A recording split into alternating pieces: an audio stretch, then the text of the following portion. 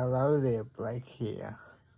We have a huge announcement on new content coming to the channel and the future of the channel coming up right now. Hello there, kia ora. Every week, every damn week, it feels like there's so much crap happening that it's impossible to keep up with it, and kind of impossible to get details.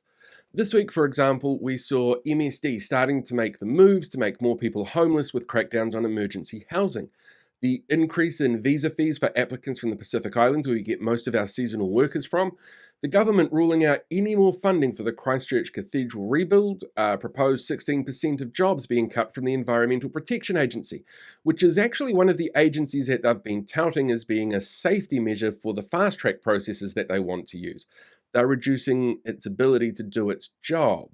It was also revealed that that same agency wasn't even asked to discuss budget options with the government before this year's budget came out. We saw massive price increases in wholesale electricity.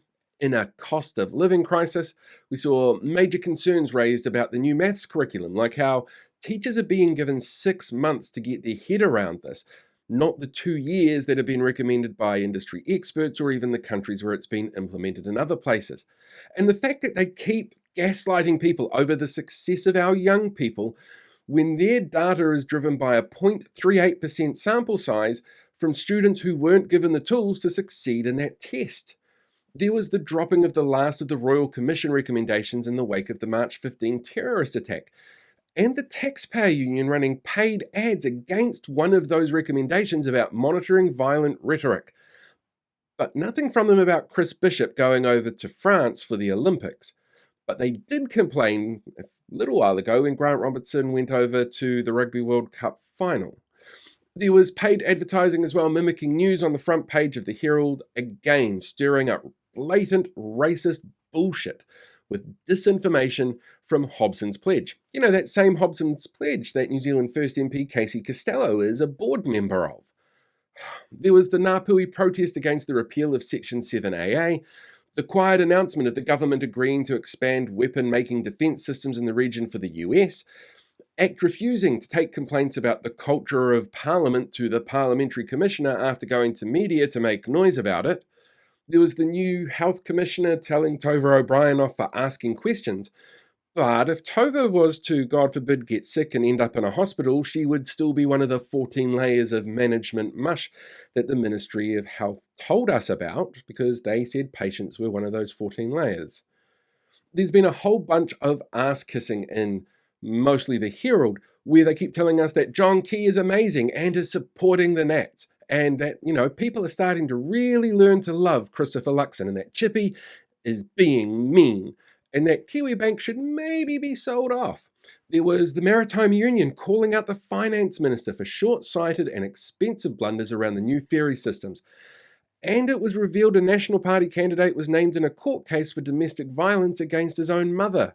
It was also revealed that back in June, the government quietly changed the gun club rules so that clubs don't have to put as much information into their reports to the Firearms Safety Authority, and that the Australian minister who received an all-English invite to Matariki celebrations actually understands some Te Reo Māori, and he learnt that from Split Enz songs, which, interesting side note for you, the Finn brothers who founded Split Enz used to hate regimented school systems and would sneak off to practice in one of the local garages during school time.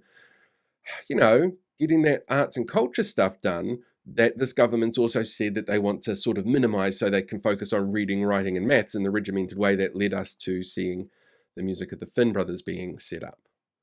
Oh, and then it was also revealed that Sue Gray, leader of the Outdoors and Freedom Party, had been fined $2,000 this week for her disruptive behaviour in court in 2022 that saw her put into custody. And all of that is just this week. So Blake and I figured now's a really good time to look at some more deep dive content on a more regular basis.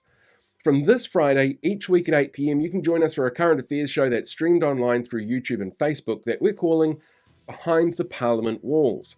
Each week we'll talk to politicians and experts on what's happening and try to get more in-depth views and data out there for everyone.